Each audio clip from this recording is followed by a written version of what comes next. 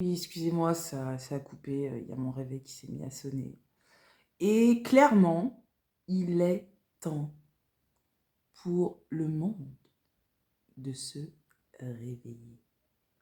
Parce que le monde entier est en train de dormir. Il dort, il fait des cauchemars, et surtout, ils deviennent un cauchemar pour les uns et les autres. Donc, il est temps de se réveiller. Réveillez-vous. Réveillez-vous parce que le Seigneur m'a donné des paroles. Et ces paroles, c'est justement de prévenir les gens. Afin qu'ils ne disent pas, mais qui? Mais qui nous a prévenus? Qui nous a prévenus? Moi, personnellement, le Seigneur, souvent, j'ai envie de faire tout un tas de choses, m'occuper de moi, prendre soin de moi, euh, euh, penser à mes petits besoins, penser à faire ma petite vie tranquillement telle que moi j'ai envie. Et aujourd'hui, à l'heure actuelle, j'ai 40 ans.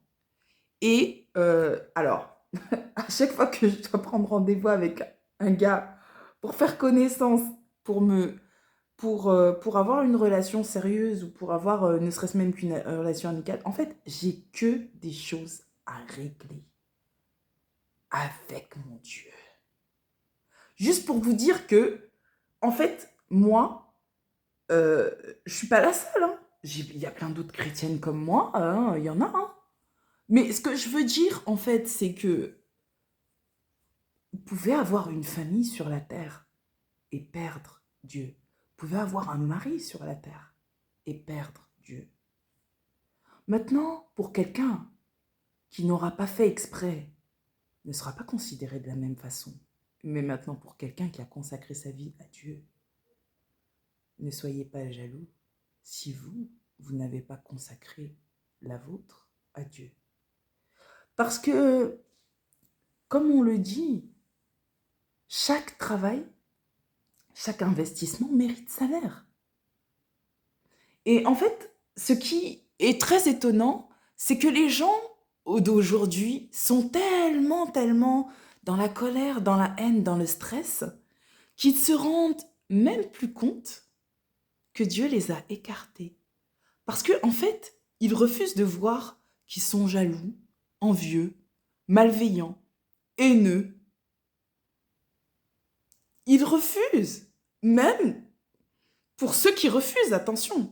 Parce qu'il y en a qui admettent être contre Dieu, qui admettent être contre les gens de bonne pensée et ils le disent. Et ils le font.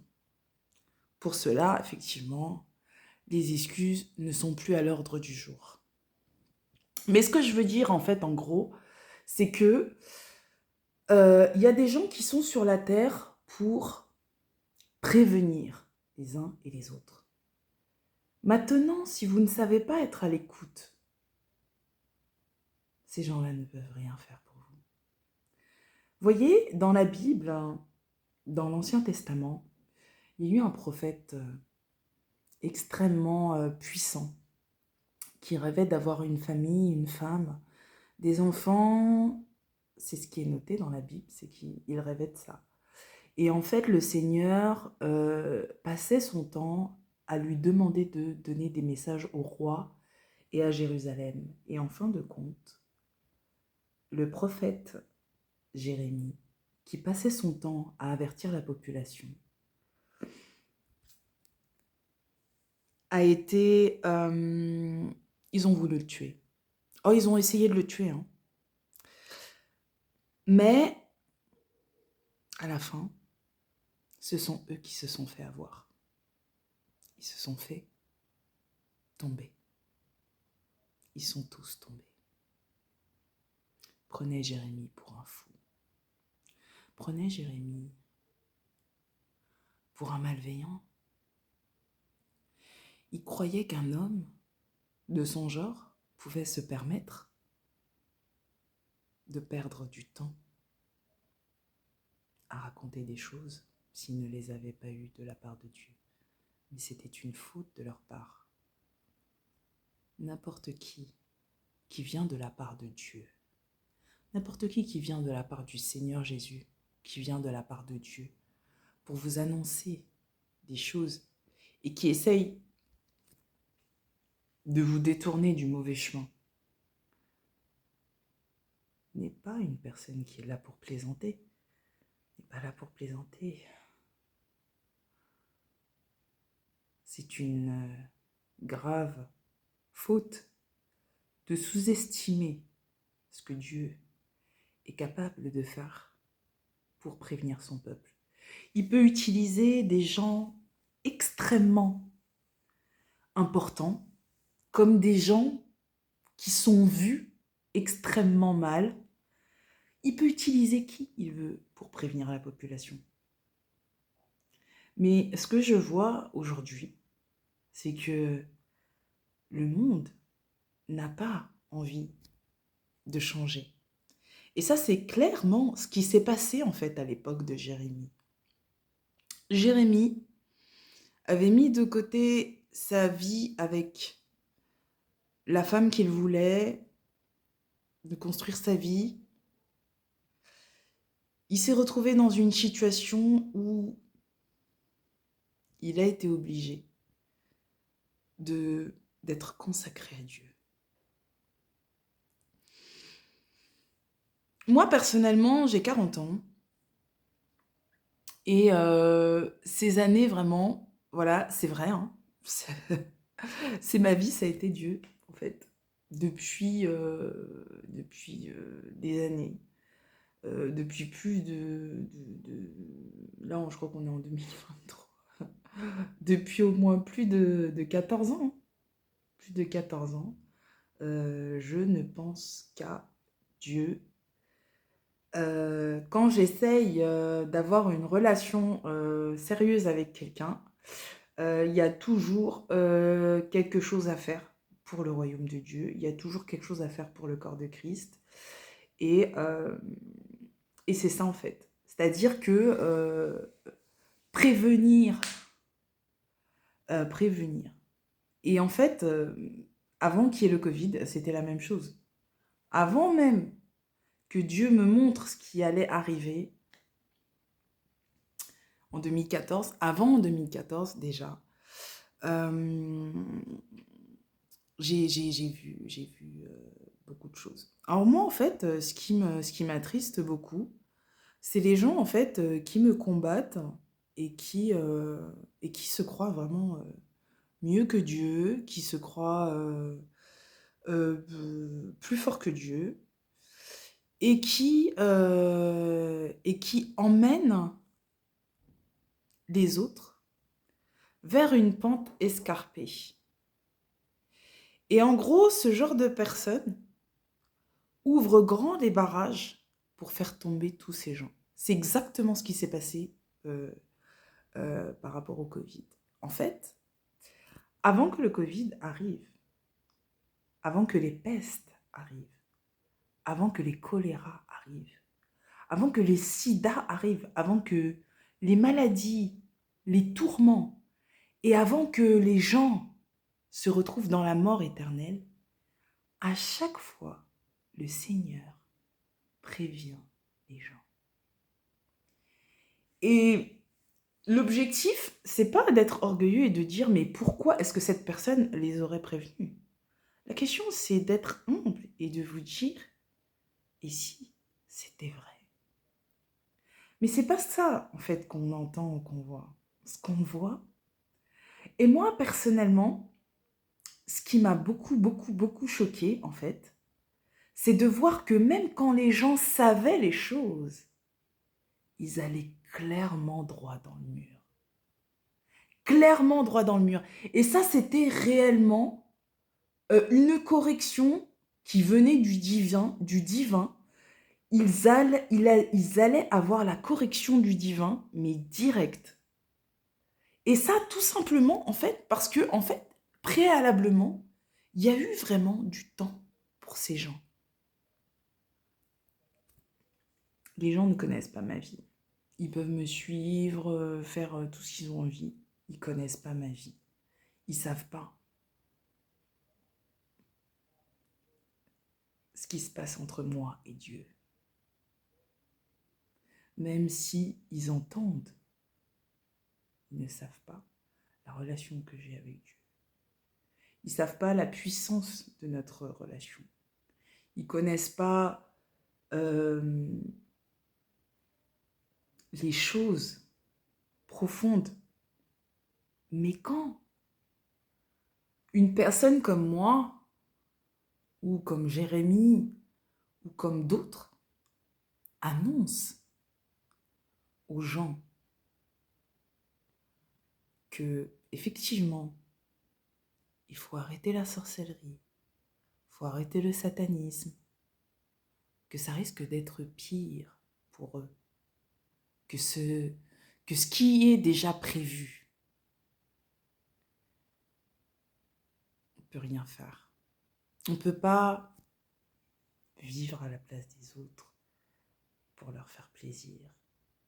Et on n'est pas là pour récolter les bénédictions afin que les autres viennent toucher à nos bénédictions. Parce que tôt ou tard, ils devront nous les rendre. Donc, voilà le problème qui se pose. Là, je parle au public des gens qui croient en Dieu. Maintenant, les gens qui sont tout simplement bienveillants, qui n'ont pas forcément envie de s'interroger par rapport à Dieu, ceux-là aussi, je ne les condamne pas du tout. Mais quand ce type de personne voit une multitude faire des choses insensées, il y a quand même des choses à faire. Tu n'as pas choisi le Seigneur, tu n'as pas choisi Dieu. Mais d'une autre façon, si tu choisis la bienveillance, si tu es quelqu'un de bienveillant, tu es quelqu'un de correct, tu es quelqu'un de honnête dans ta vie, tu as quand même choisi une part de vérité que reflète Dieu. Donc, ce qui veut dire qu'à un moment ou à un autre, tu te rends compte que quand l'autre manque de respect à son prochain, tu ne peux pas rester abasourdi sans finir par réagir de façon juste et honorable. Et c'est là, en fait, que le problème se pose. Le problème se pose là. C'est que beaucoup de personnes, en fait, restent... C'est-à-dire, une personne se fait... C'est même dans la loi française. Hein, une personne se fait agresser devant vous. Hein, vous devez agir. Vous ne pouvez pas laisser les gens se faire agresser comme ça. Il faut trouver une solution ou trouver du secours. Ou vous voyez quelqu'un qui se fait renverser. Vous avez obligation, vous êtes dans un pays où il y a des lois. Vous avez obligation de prévenir. La police, les pompiers, voilà, ta personne s'est retrouvée par terre, elle s'est retrouvée agressée. Vous ne pouvez pas rester et rentrer dans un jeu de gangsters et de dire que oui, vous êtes avec les gangsters et ensuite raconter tout simplement que les autres sont des fanatiques parce qu'ils prônent la justice ou qu'ils prônent des valeurs de justice ou des valeurs, les valeurs, ça peut être des valeurs de la République, comme par exemple justement une personne qui se fait agresser devant vous, vous agissez pas, même si vous l'aimez pas, hein, même si c'est pas votre ami, non-assistance à personne en danger. C'est la même chose, non-assistance à personne en danger.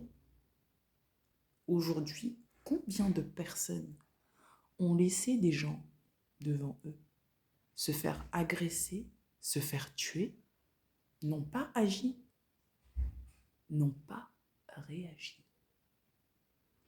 Et ensuite, vont se faire passer tranquillement pour des personnes tout à fait valables. Alors, comme je dis et je répète, moi je suis juste là pour prévenir. Comme j'ai prévenu avant que le Covid arrive, je préviens encore une nouvelle fois, afin que ça ne tombe pas sur moi. Parce que j'ai bien fait de prévenir mes chrétiens d'être solidaires entre eux, de se protéger les uns les autres, d'être respectueux les uns envers les autres et d'arrêter l'individualisme et l'égoïsme, d'être vraiment dans la solidarité. C'est ce que j'ai donné comme message. Le Seigneur m'avait demandé de donner ce message aux chrétiens. Peu de temps après, le Covid est arrivé. Aujourd'hui, c'est la même chose. Mais bon, au moins ça aura été fait et je n'aurai pas de sang sur mes mains. Et je n'ai pas été atteinte par le Covid. Je n'ai pas eu besoin de faire de vaccin. Et je n'ai pas été atteinte par le Covid. J'ai été dans la rue peu de temps après le Covid. Je me suis retrouvée dans la rue, quelqu'un m'a escroqué, je me suis retrouvée dans la rue. Eh oui, j'étais dans la rue, je dormais sur des bancs de parc de 2020 à 2023. Eh oui, ça ne m'a pas empêché d'être protégée de cette maladie. J'ai été protégée de cette maladie à un point, mais à un point incroyable. Les gens me voyaient dans la rue, me disaient, mais tu es dehors, on dirait pas. Tu as fière allure. Tu n'es pas malade. Tu n'as pas de symptômes. Tu vis dehors comme ça. Eh oui. Dans la vie, il faut faire des choix. À vous de faire le bon choix. Et de ne pas chercher à détruire les autres.